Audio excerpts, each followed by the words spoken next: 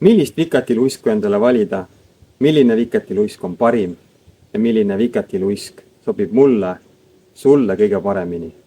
Selles videos ma annan sulle täieliku ülevaate, mis toimub vikatiluiskude maailmas.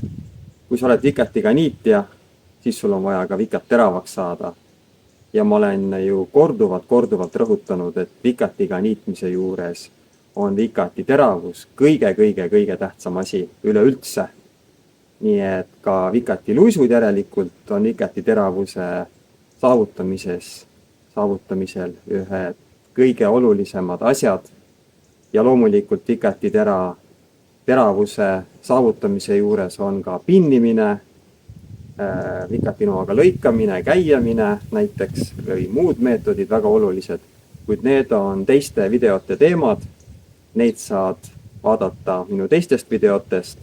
Minu nimi on Maarjo Karro, pakun sulle häid vikatitarvikuid e-poest vikatimeister.ee kui ka Viljandist Vikatimeistri stuudiost Koidu 13a. Aga nüüd lähme luiskude maailma.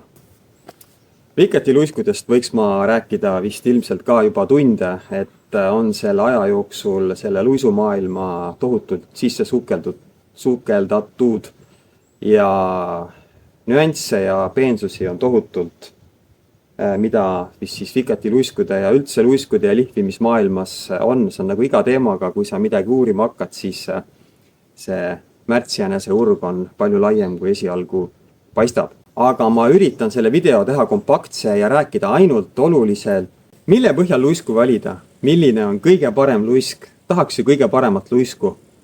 Ja siin tuleb natukene vaadata seda, kes on luiskaja, millist vikatit ta luiskab ja millist heina sa niidad. Et üks luisk ei pruugi olla kõige parem kõigile ja igas olukorras ja igale tööriistale. Ja kaks olulist kriteeriumit, mille põhjal luisku valida, on luisu tera suurus, jämedus, ehk iseloomustatakse seda sõnaga gritt. Ja teine oluline kriteerium luiskude juures on, mis materjalist see luisk valmistatud on. Kui kõva see luisumaterjal on, kui hästi ta seda metalli lõikab.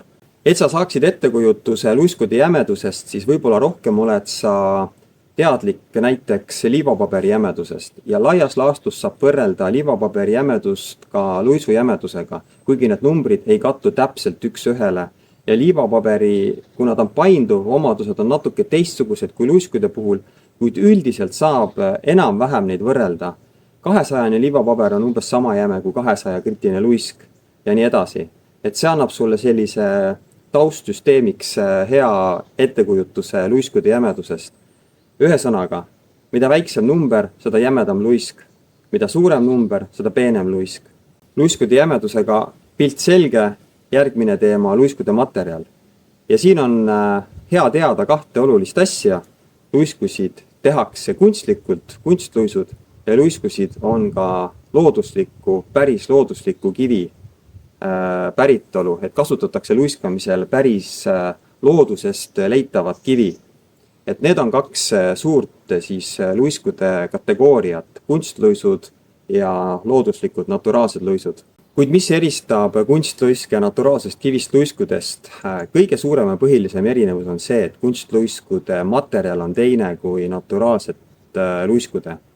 Kunstluisud ja väga paljud ka teised lihvimisvahendid, käiakivid, liivapaberid ja nii edasi on tehtud väga kõvadest materjalidest, kunstlikest materjalidest, mis on väga abrasiivsed. Ja seetõttu, et kunstluisud on väga kõvast materjalist tehtud, on nendega ka luiskamine ja teritamine tunduvalt lihtsam kui looduslikust kivist pehmemast materjalist luiskudega. Ja nüüd sulle viktoriini küsimus, mis on kõige kõvema kriimustamisvõimega materjal, teadaolev materjal. Paus. Ja kui sa nüüd said mõelda, siis kõige kõvem materjal on teemant, Mohsi skaala järgi skaalas 10 ja järgmised kõige kõvemad materjalid on ränikarbiid ja alumiiniumoksiid, mille Mohsi skaala number on 9 ja vaatame kõiki neid Vikatimeistri luiske lähemalt, mida ma siia laua peale olen laiali laotanud. Ja vaatame, milline luisk, ma iseloomustan neid luiske ja vaatame, milline luisk sulle võiks kõige paremini sobida. Ja Vikatimeister pakub praegu 1, 2, 3, 4, 5 erinevat luisku, aga ma tean juba praegu, et luiskude valik kindlasti suureneb ja tuleb valikusse uusi huvitavaid terituskive. Alustame luiskude ülevaadet siit poolt lauaservast, kus siis on mul asetatud kõige jämedama struktuuriga luisud, kõige väiksema grit-numbriga luisk Vikatimeistris on Schröckenfuchsi ettevõtte kaubamärgiga ränikarbiidist luisk ja võtan kohe kätte ka teise luisu, mis on samast materjalist ränikarbiidist ja Silikari ettevõtte nimi küll ei ole Silikar, kuid Silikar on selle luisu kaubamärk. Silikari toodab pikkade traditsioonidega Saksamaa terituskivide tootja, väga tuntud. Ja mõlemad luisud on ränikarbiidist, ajaloolise nimetusega Carborundum, mida väga paljud võib-olla teavad. Carborundum nimetusega luisk imporditi ka esimese Eesti Vabariigi ajal Eestisse ja need luisud olid väga hinnatud ja kvaliteetsed. Ja just selle tõttu, et ränikarbiid ehk Carborundum on ülimalt abrassiivne materjal, selle kriimustamisvõime, ka tugevus, kõvadus, abrassiivsus Mohsi skaala järgi on 9 ja sellest kõvem on ainult teemant. Ja ränikarbiidi ja kunstluiske tehakse veel ka, üks tuntumaid materjale on veel ka alumiiniumoksiid, mis on ka ülimalt kõva abrassiivne materjal ja see on mõnevõrra pehmem, kuid ka ülimalt kõva materjal. Need kunstluisud jämedusega 180 ja 220 tunduvad käes sellised ülimalt siledad luisud. Eriti veel, kui sa oled harjunud nende nõukaaegsete, robustsete, jämedate luiskudega, mis on väga-väga karedad. Ja sul võib tekkida küsimus, et sa ei taha nii siledat luisku, sa tahad oma nüridat, räigelt nüridat tömpi vikatit ikka jõudsalt, jõhkralt kareda luisuga tõmmata. Siis tegelikult see ränikarbiid on palju abrassiivsem kui need nõukaaegsete luiskude materjal. Nõukaaegne luisk võib sul olla küll väga jäme, kuid ta materjal ei ole nii kõva kui ränikarbiid. Ja see siledus siin peos on suht petlik, sest need ränikarbiidluisud hammustavad seda Vikati metalli ülimalt jõudsalt. Ja kellele need ränikarbiide luisud võiksid sobida? Kellele need luisud on parimad luisud? Nagu ma juba ütlesin, nende materjali eemaldamise võime on kõige jõudsam, nende luiskudega luiskamine on kõige lihtsam ja sobivad need luisud kindlasti sulle, kui sa oled vähe kogenud, siis vali endale üks luisk, mis oleks võimalikult abrassiivne ränikarbiid. Nüüd on sul küsimus, väiksem luisk, suurem luisk, siin on juba maitse küsimus. Suurem luisk võib olla mõnevõrra turvalisem, saad otsast kinni võtta ja luisu pinda on rohkem. Väiksem luisk on küll väiksem, kuid jälle taskupärasem, paned taskusse, lihtsam kaasast kanda, maitse asi. Minu vaieldamatuks lemmikuks luiskude maailmas, ma tegelikult ei saa öelda lemmikuks, vaid ma saan öelda kõige enim kasutatavamaks luisuks on ikkagi see Silikari ränikarbiidist luisk, ma kasutan seda kõige rohkem. Et see luisk on mul alati kaasas, kuhu iganes ma lähen. Selle luisuga saab kõige kiiremini vikati teravaks, mis iganes seisukorras ta on. Kui ta on ülimalt õhukene juba, ma luiskan õrnemalt. Kui ta on paks ja tömp, siis ainult see luisk teeb töö kõige lihtsamalt ära. Kui valida endale üks luisk, siis nendest mina eelistaksin Silikari, see on suurem, siin on rohkem materjali, see on turvalisem. Minul on seda mõnusam käes hoida. See on kõige soodsam luisk, nii et jällegi, kui eelarve on ülimalt tähtis ja vaja võimalikult taskukohase hinnaga võimalikult head luisku, siis see väiksem ränikarbiidist kunstluisk on sulle. Kunstluisk on sul alati vajalik, mis võiks olemas olla, sest sellega saad sa vikatitera alati teravaks. Ta võiks olla esimeseks luisuks ja nüüd jõuame naturaalsete kivide juurde, mis võiks olla teiseks luisuks. Ja nüüd tekib sul õigustatud küsimus, miks mul on vaja veel seda teist luisku, kui mul on see ülimalt abrasiivne, hea, kvaliteetne, maailma parim kunstluisk olemas. Miks mul on vaja seda Tragegrüni, Doublebocki või Rosuteki. Kohe jõuame sinna. Paljud jutumärkides vanakooli niitjad, kellega ma olen rääkinud, ka nemad ütlevad, et mida robustsem luisk, seda parem. See jätab sellised suuremad mikropraod sinna vikatile, mis jälle lõikab seda heina paremaks. Kuid peenike luisk tuleb mängu siis, kui sul on üliõhukeseks pinnitud vikatitera. Ja kui sul on üliõhukeseks pinnitud vikatitera, siis selle jämeda luisuga eemaldad sa seda õhukest vikatitera metalli liiga palju ära, mida tegelikult ei ole vaja. Sa oled näinud ära suure vaeva, et oma vikat ära pinnida.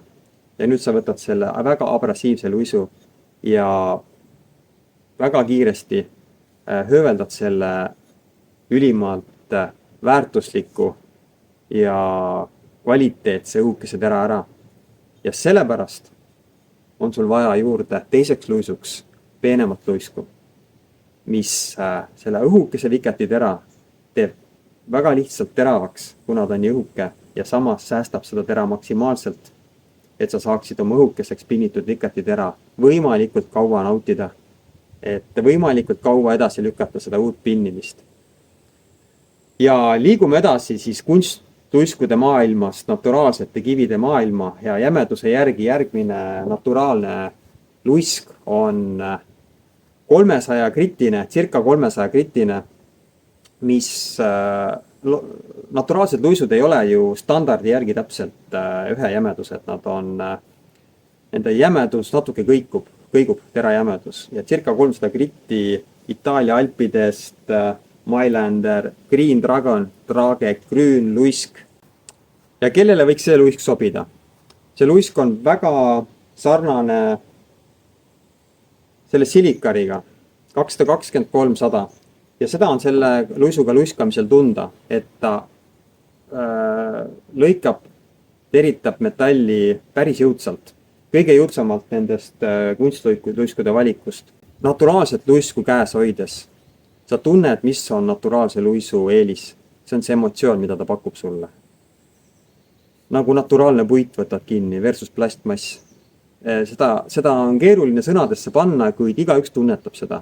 Ja kui sa võtad välja selle Itaalia alpidest välja tohutud luisu, paned omal vööle, lähed hommikul oma kuusepuust tehtud lööga, toomingast painutatud painardiga või saarepuust tehtud lööga heinamaa peale, võtad luisutopsist selle luisu ja luiskad. Tunned seda naturaalsust, seda emotsiooni. Ja 300 gritti on selline jämedus, et kui valida nüüd üks naturaalne luisk, siis võiks olla see luisk. Sa saad sellega hakkama nüridama tera puhul ja vähe õrnemalt luisates säästad sa sellega optimaalselt ka seda väga õhukeseks pinnitud tera. Et kui üks luisk ja naturaalne luisk, siis see Tragegrün luisk. Kas selle võiks võtta ka teiseks luisuks, kui juba ränikarbiidist luisk on olemas, siis võib-olla pigem mitte. Kui üks naturaalne, siis Tragegrün. Kui ainult üks kunst, siis silikar. Kui sul nüüd on silikar olemas või mõni teine ränikarbiidist luisk, siis teiseks luisuks juurde võtta võiks sellise kamaka. Külmavärinad tulevad mul peale ja kananahk tuleb peale, kui ma selle kivi kätte võtan. Peos hoidmine on tohutult emotsionaalne. Ta on suur kamakas ja see luisk kestab tohutult kaua. Selle luisu iseloomustuseks ma ütlen seda, et kui ränikarbiidluisud võtavad seda metalli kui sulavõid, ja ka see traagegrüünluisk luiskab metalli tuntavalt, siis selle luisu omapära on see, et jätkuvalt õhukeseks pinnitud tera puhul luisates sa ei tunnegi, et ta teritab. Ta nagu libiseb üle.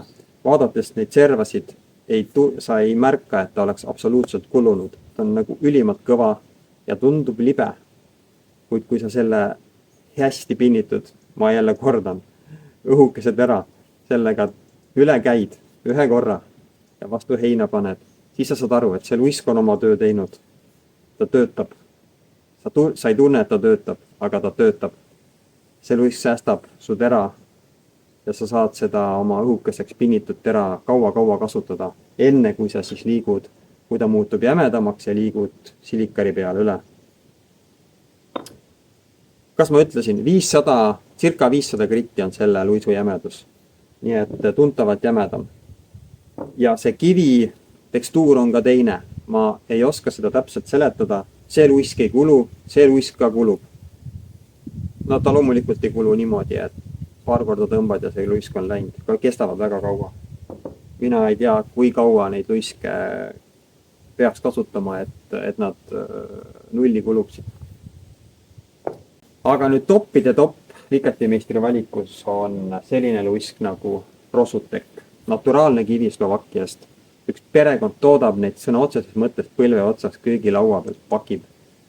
Viimane uudis oli see, et sinna looduskaitsealal olevasse kaevandusse, kus neid luiske siis suht marginaalses koguses see perekond on põlvkondi tootnud, on suur kaevandus sisse läinud ja alustanud seda kiviga ehitusmaterjali tootmiseks. Nii et nad kirjutasid mulle ja ütlesid, et nad ei ole üldse kindel, kui palju seda kivi veel neil jätkub. Väga kurb, sest ma olen lugenud väga palju, et see on ülimalt populaarne luisk ja see on väga eriline luisk. Slovakkia kivim Rosuteki piirkonnast, mis selle luisu teeb eriliseks. Iga naturaalse kivi teeb eriliseks selle kivi tema spetsiifiline omadus. Võib-olla selle kivi spetsiifilistest omadustest ma väga pikalt praegu ei räägi ja ma võib-olla ka ei oska rääkida. Ma olen selle kohta lugenud. Ma olen seda kivi katsetanud. Ja ma ütlen ära ka selle luisu jämeduse. 6000 kuni 8000 gritti on selle luisu jämedus. See on circa 10 korda peenem kui see 500 gritine double pop. Ja minul oli esimene kahtlus, kas selle luisuga üldse saab Vikatit teravaks. Kas see mitte Vikati jaoks ei ole liiga peene, sest 6000 gritiga tehakse nugadele ja puutööriistadele seda lõppviimistlust. Ka Rosutek pakub ristahuka kujulist luisku puidutööriistadele, nugadele, kokanugadele, mida iganes. Et see on ülimalt poleeriv kvaliteetkivi. Aga Vikati luiske nad teevad ka. Ja ega nad siis ilma asjata neid ei tee. Nad väga palju ekspordivad neid Austriasse. Ja minu katsetus on see, üliõhukeseks pinnitud tera, nagu selett, lähed pehme taimestikku niitma. Siis selle luisuga ma sain Vikatit luisata kusagil 4 tundi. Jällegi, nagu double pop. Sa ei tunnegi, et ta luiskab, kuigi subjektiivne tunne oli see, et ta kuidagi liimub tera külge paremini. Ilmselt selle tõttu, et ta tekstuur on nii peenike, et ta kuidagi liimub paremini selle tera külge. Kuid üldiselt ränikarbiidiga neid luiske, seda luisku ei anna võrreldagi. Siis siin sa tunned, kuidas ta hammustab metalli, siin sa ei tunne midagi. Aga Rosutekiga jälle sama lugu nagu double pokiga. Käid ühe korra üle, paned Vikati vastu heina ja hein kukub. Siis sa saad aru, et see luisk on oma töö teinud ja see tera sul kestab. Sa säästad maksimaalselt oma õhukeseks pinnitud tera ja lükkad uut pinnimist maksimaalselt edasi. See luisk võiks olla see luisk, mille poole võiks igaüks püüelda oma pinnimise kvaliteediga ja Vikati kasutamise kvaliteediga, et ülimalt nauditav. Ja enne kui kokkuvõtte juurde läheme, näitan siin veel ühte naturaalsest kivist. Päris mere äärest põlluservast leitud kivi, vanavara turult leitud päriselt kasutuses olnud luisukivi ja niimoodi luisatigi kividega luisatigi vikateid, tööriistu naturaalsete kividega. Et enne siis, kui tehnoloogia arenes ja hakkasid tekkima need venikarbiidist ja karborundumist luisud. Nii, ja nüüd kokkuvõte. Milliseid luiske siis võiks kasutada, kui palju neid võiks olla, milliseid mina kasutan, mis minu lemmikud on? Ma tahaksin iga luisu kohta öelda, et kõik on minu lemmikud ja ma ilmselt ütlen ka seda. Ma ei tea mitte müügi pärast. Mu üks kohustussoov on need võimalikult palju katsetada. Kõik luisud on mul ämbris, alati kaasas.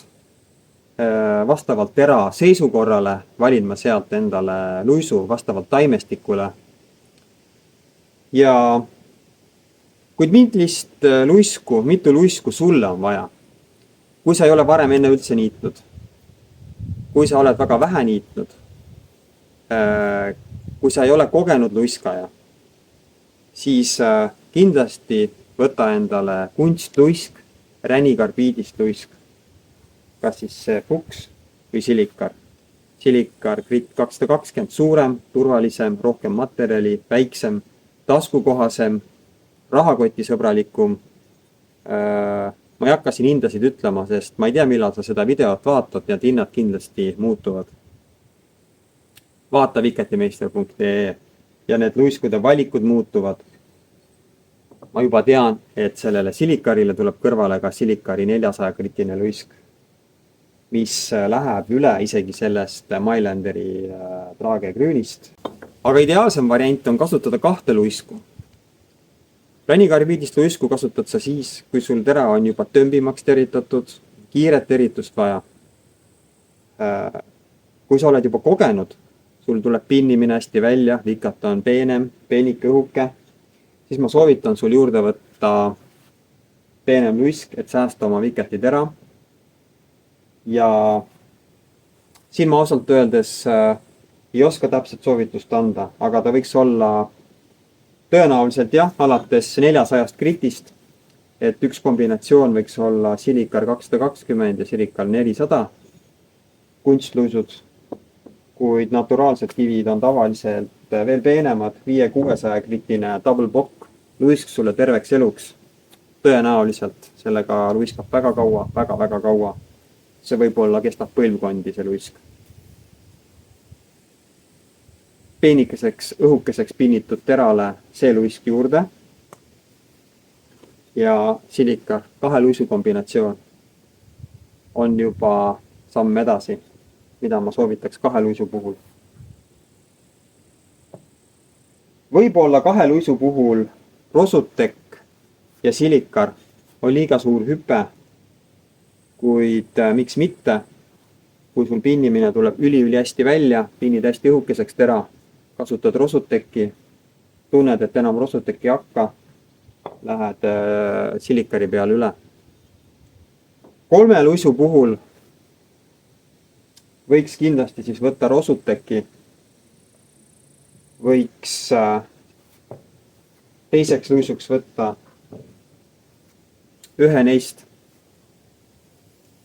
Kuna see Rosutek natukene dubleerib seda double bocki, nad on mõlemad tunnetuslikult ülipeened ja ülivähe tera kulutatavad, kuigi nende andmete vahe on päris suur, siis võiks võib-olla valida Rosuteki double bocki vahel, võtta teiseks luisuks traagegrüüni ja kõige robustsemaks ja lihtsamaks materjali eemaldamiseks ja üldluisuks Silikari juurde. Kui nende vahel ei oska valida, mina ka ei oska, siis võta endale 4 luisku. Võta Rosutek kõige peenemaks, siis lähed üle double bocki peale, 500 griti peale. Tunned, et enam ei võta, lähed 300 griti peale, traagegrüüni peale ja vahetult enne pinnimist, kui tera on juba tömp, aga niita tahaks edasi ja veel on võimalik, Silikariga see on võimalik, see silikari aste siit edasi on tohutu. Ränikarbiid on nagu nuga läbi või nagu raspel läbi pehme puidu. Et sa saad oma viketiga niitmist veel edasi kasutada. Ja see oli minu luiskude ülevaade sulle. Kindlasti ma saan väita, kindlasti, ma ei tea. Tõenäoliselt luiskude valik suureneb, kuid üldplaan on sul teada, mille alusel luiskusid nüüd valida. Ma loodan, et sellest videost oli sul abi. Kirjuta mulle, kui sul mingi asi segaseks jäi, luiskude kohta küsimusi tekkis. Kui sul see video meeldis, pane like, jaga sõbrale. Mina tänan. Kohtume uutes videotes ja Viketimeistri stuudios Viljandis Koidu 13a ja veebilehel viketimeister.ee. Ciao!